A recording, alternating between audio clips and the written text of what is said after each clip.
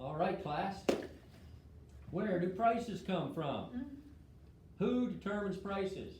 The People. people. People at What do you mean the store. people? What people like, what, No. Who determines the prices? Oh, the Bosses. store. Is it the buyer or the seller?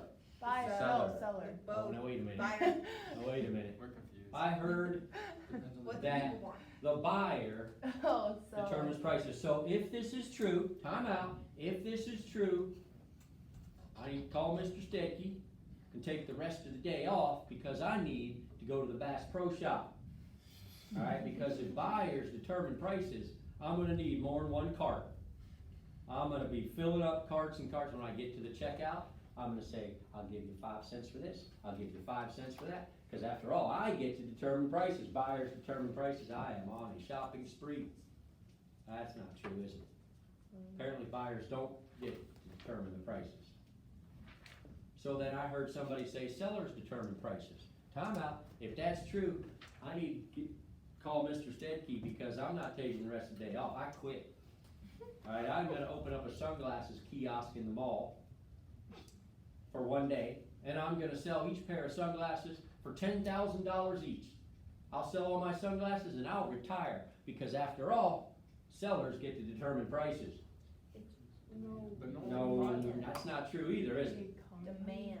So who determines prices? The seller. Buyers or the sellers? The answer is Neither. Neither. both. Oh. The answer's not neither, the answer's both. It's an agreement. That's all a price is. It's an agreement between the buyer and the seller. To illustrate that, I'm sure some of you can relate to this. If you've ever been on vacation or on a cruise or on a vacation out of the country, and you get off the cruise in the little tourist town, right, and there's gonna be somebody there with maybe a whole bunch of people there in a little open outdoor market trying to sell you souvenirs or whatever. Don't even get me started on souvenirs. Souvenirs. You ever buy a souvenir? Like, what is the point of a souvenir? There's no point. In the Memory. moment, it seems like The it's a memory. point. It's like a memory, whatever, I'm gonna remember. I don't need some stupid little knick-knack for me to remember That's what that I was photos somewhere. are. I remember going to Mexico with my family on a cruise, and for whatever, when you're a tourist, you get all caught up. And I did, I got all caught up in having to get a souvenir. What'd you get? I'm glad you asked. I got like 3 of these gigantic, Some one for each of my kids and one for me. My wife didn't want one, but I had to have one. Sombreros. Big colorful sombrero, like, what am I gonna do? It's not like you can Mow wear a the lawn. sombrero around, you know, so they're sitting in the attic somewhere, you know, we had to have a sombrero, the Mexican, you know, souvenir from Mexico. What a waste of money. But anyway, I'm off the subject. You should Anyway, resell we're at the market, let's say somebody's selling t-shirts, right? And I'm walking by and I'm admiring their t-shirts. I might even pick one up, it's got a catchy slogan on it, or it's got a little, you know, tells me where I am in Mexico, kind of a good, that's a souvenir you can use, right? I can wear that t-shirt. And it might say, $20 on it. Alright, well, I like the t-shirt, how do we know I like it? Cause you picked it Because up. I picked it up and looked at it. But my eyebrows went down. I don't value it at $20. Alright, so I fold it up, put it back down, start to walk away. He goes, wait, for you, a special deal. For me? Special deal, this must be my lucky day. Alright, so he says, how much will you give me for the t-shirt? I go, $5. Give me $5. Oh, now he makes a face, he acts like I insulted his mother. Alright, he will not sell it to me for $5, and he says, how about 15? Nah, not 15. How about 10? He goes, okay. I get out $10, I got the t-shirt, right? I was happy with that deal. How do we, absolutely beyond a shadow of a doubt, how do we know I was happy? Cause you bought it. Cause I bought it. I gave my $10. Now, I would have rather gotten it for 5, right? But I was happy to get it for 10. Cause I did, I made that decision. He was happy to sell it for 10. How do we know beyond a shadow of a doubt he was happy? Cause he sold it. Because he sold it. Now, he would rather have gotten 15 or 20, right? But he's happy to sell it for 10 or he wouldn't have done it. So there we go. The buyer and the seller determined the price of that t-shirt. We were both happy, or there would have been no sale. We came to an agreement. Now, you might think, well, that's not how it works at Bass Pro Shop, right? You don't get up to the checkout counter and get to have a little negotiation with the clerk there at the cash register. That's not how it works. Well, not really, but in essence, that's how it works, because that's what we just said about prices. Whatever is priced at the store that you're shopping for, we're letting them know. If we carry it out of the store and buy it, that's a price we're willing to pay. If it's sitting there collecting dust, that doesn't mean we don't like it. It just means we're not gonna buy it at that price. So they will figure out, can they lower the price and still make a profit? So prices, always remember that. Prices are determined by both the buyer and the seller. Okay, with that concept in mind, now we're ready to move on to finally getting some economics into the second week here. Finally getting to supply and demand. Economics is all about supply and demand. Maybe when you told someone in your family that you were gonna be taking economics, grandpa or your uncle probably said, well, it's all about supply and demand. Well, they're right. That's the heart of economics. All right, we're gonna start with demand. We're gonna learn about demand. The reason we start with demand, I'll tell you in a minute. Seems very thundery outside. Good observation. Thank you. The reason we start with demand is just because demand is slightly easier to understand. And by that I mean in the economy, our role, we usually play the role of demander. Alright, so it's easy for us to get our brain around this. Alright, so first we have to define demands. Make sure you know what it means and what it doesn't mean. So here's the definition. Demand is how much of a product. Stop right there. We need to talk. Demand is a quantity of product. It is not a number of dollars. Demand does not start with a dollar sign. Demand is not a percentage of something. It does not end with a percentage sign. Demand is a quantity. It's the number of a given product that will be bought. Let's stop right there. You'll see in parentheses, demand is the act of buying. Money votes. Dollar votes. Alright? To demand something means you are buying it. Liking something is not demanding it. When I go to the Bass Pro Shop, there's lots of things I like, but only what I have bought did I demand. Alright? The sunglass kiosk. Somebody who stopped and picked up a pair of sunglasses, tried them on, they liked them, but their eyebrows went down when they saw the price tag. They're not gonna buy them, which means they do not demand them. Demand has nothing to do with desiring something. It has nothing to do with wanting something. I desire and want lots of things at Bass Pro Shop, but I don't buy them all. Demand is the act of buying. So let's read this definition. It's the how much of a product will be bought at a given price. Now, here's the big concept. You can name a good. Go ahead, somebody name a good. What's the good of the day? What? Cookies. Cookies, Publix. alright? Publix Whatever, cookies are package of good. cookies. You know, in the ECS cafeteria, my favorite cookies are the Famous Amos little chocolate chip cookies. They're only about as big as a quarter, but man, they're good. If you haven't tried them, I highly recommend.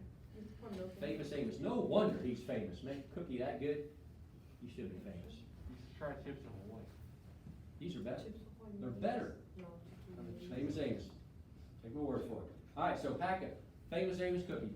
You name the good, you name the price, I don't know, 75 cents for that little mini bag, let's say. $1.50. Is it $1.50? Yeah. Seriously? Yeah. Alright, $1.50. Oh, it's charge this? I don't even know I was paying $1 more. He doesn't like those cookies. My eyebrows might go down from now. Alright, so $1.50 for this little bag of cookies. There's about 7 cookies in there. Mostly air.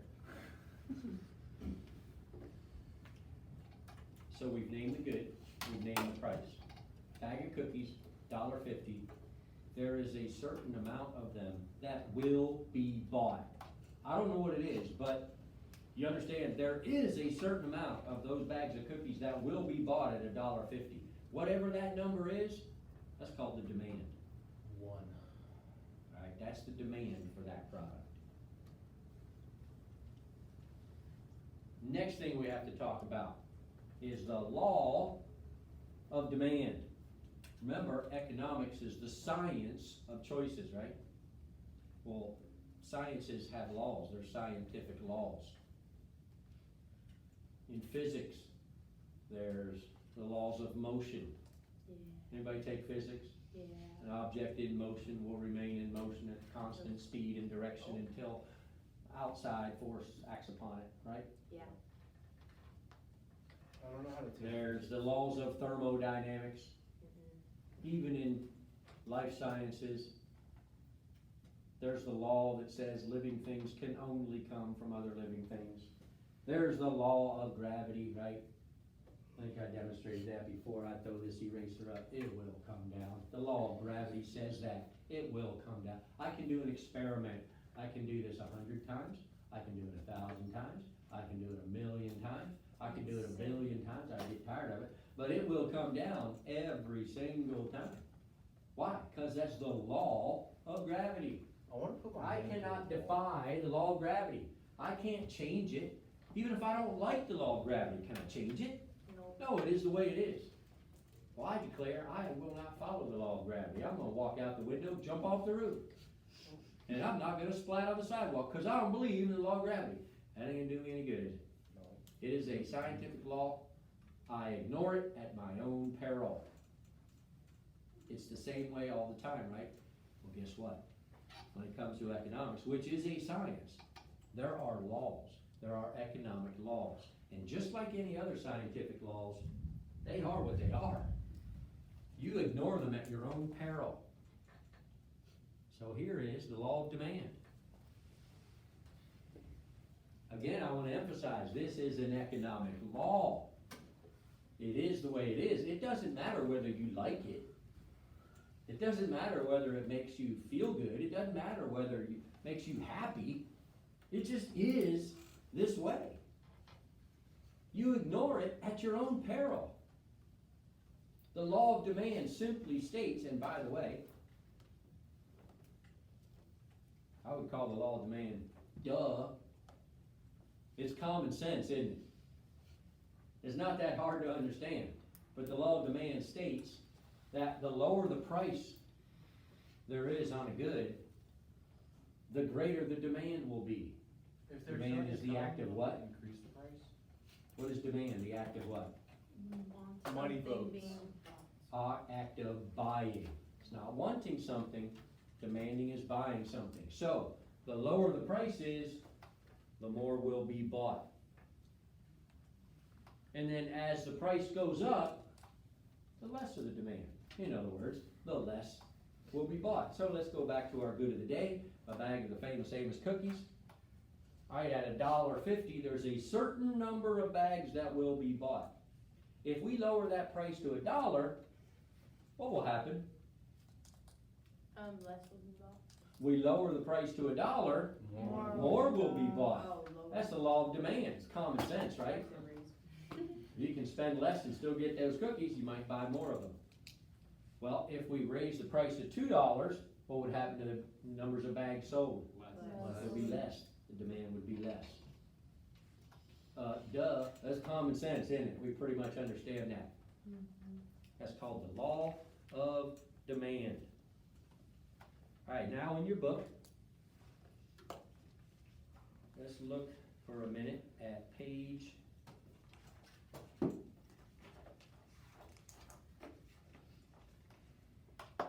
51.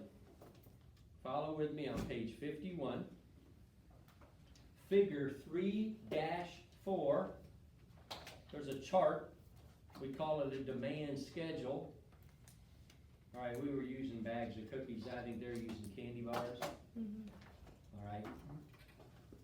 So reading that chart with me, let's say the store charges $1.90 for the candy bar, how many will be demanded? 2,000, they'll sell 2,000 candy bars. And at $1.55, they'll sell even more, 2,250, all the way down to 75 cents for a candy bar. Whoa, they'll sell 6,750. Does that match up with the law of demand when you compare that chart to the definition? Does it match up? Yes. Sure. The lower the price, the higher the demand. Higher the price, the lower the demand. Makes sense, doesn't it? Now, you'll see figure 3-5. Very important to understand this. This is called a demand curve. Alright, a demand curve. So, first of many times, let's look at the demand curve.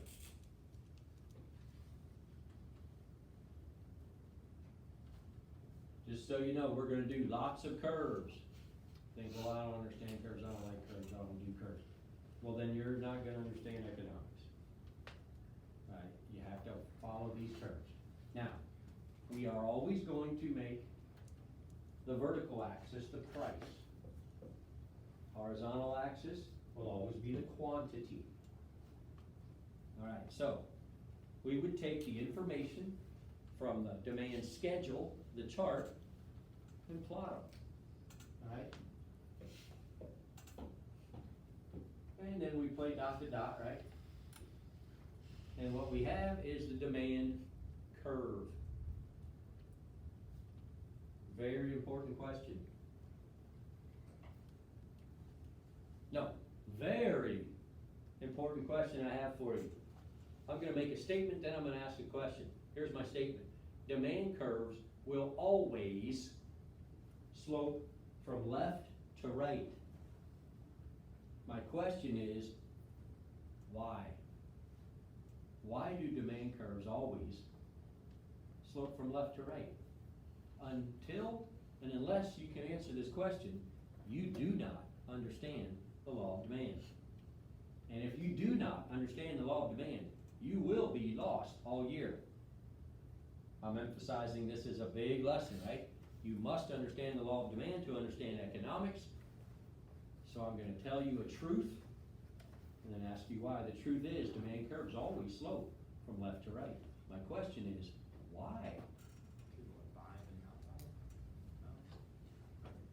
Because You're if thinking? you raise the price, the amount like bought isn't gonna raise, so it's always gonna be like, if you lower the price, there's always gonna be more bought. You're thinking? Give me an easy answer. Cause it is.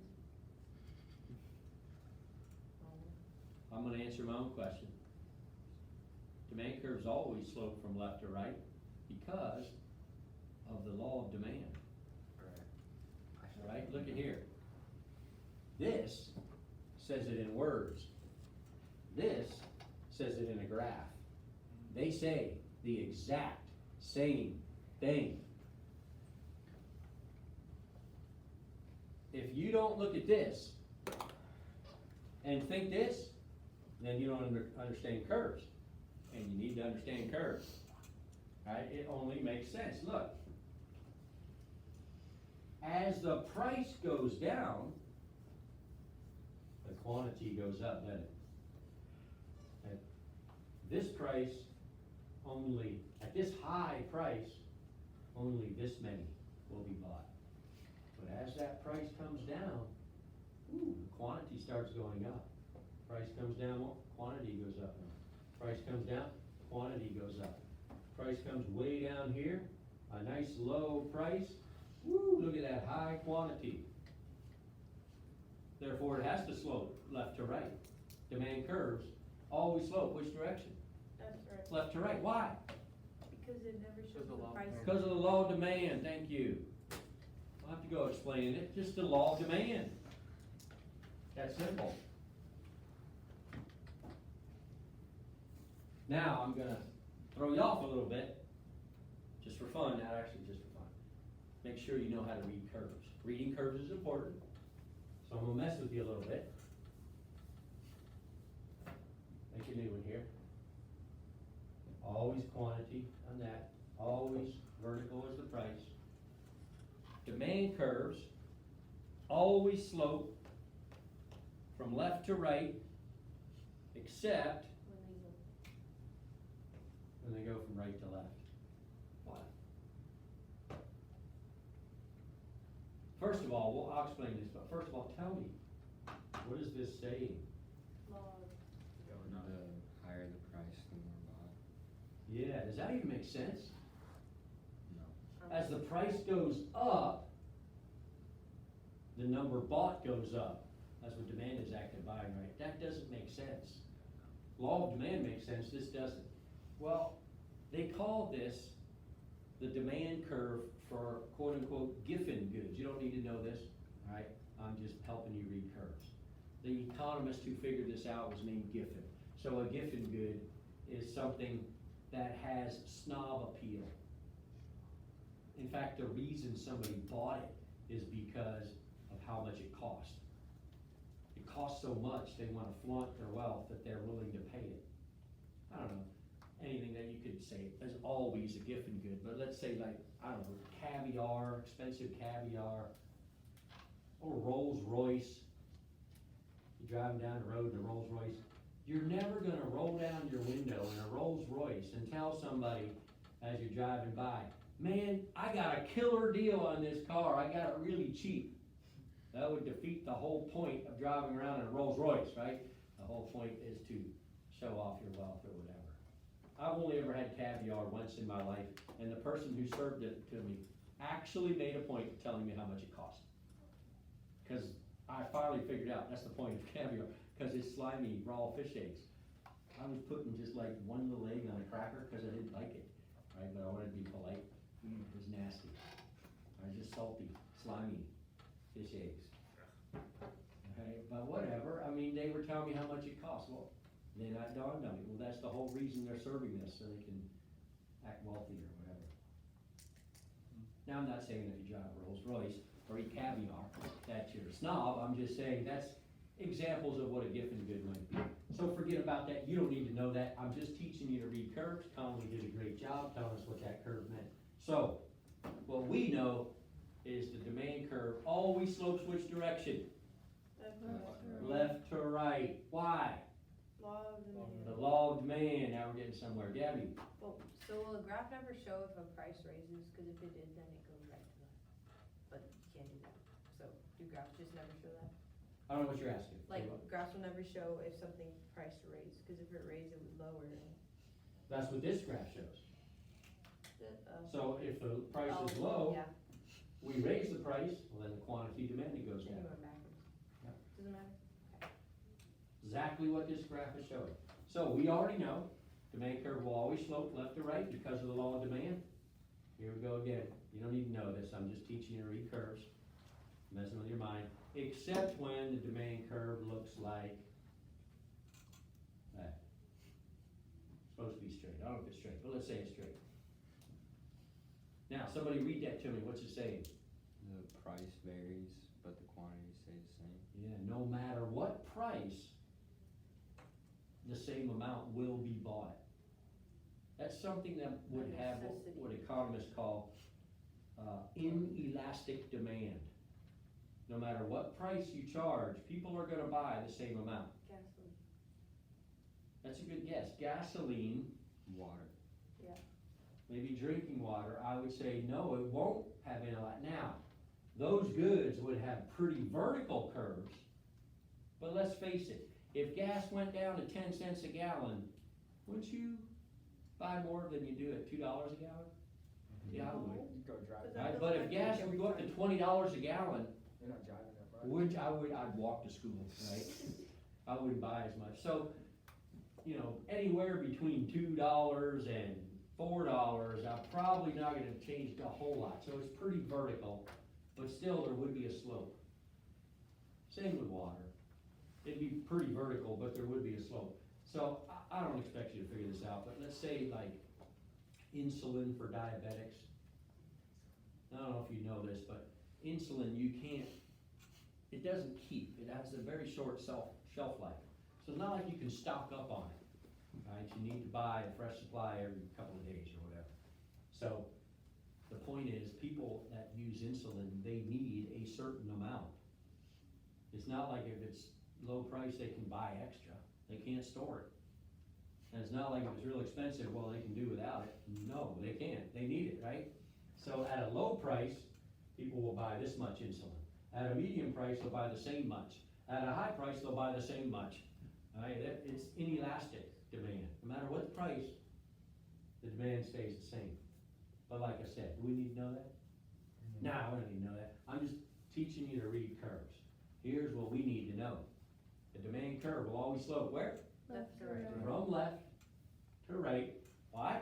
Law of demand. Because of the law of demand. Can you ignore the law of demand? Nope. No, I you do mean- so at your own peril. It is what it is. Now, the reason I keep saying that is because there are people, congressmen, you would think had gotten through a couple of chapters in a high school economics book, right? The people who set economic policy, you would think that they would understand the law of demand. That you'd ignore it at your own peril, would be like me jumping off the roof expecting not to go down to the sidewalk. But they try. They don't like the law of demand. They try to legislate it away. Well, you can't do that because it is a economic law. We'll talk more about that later in the week. All right? Read these pages. Read pages 52 to 56. Answer those questions. We'll talk about changes in demand tomorrow.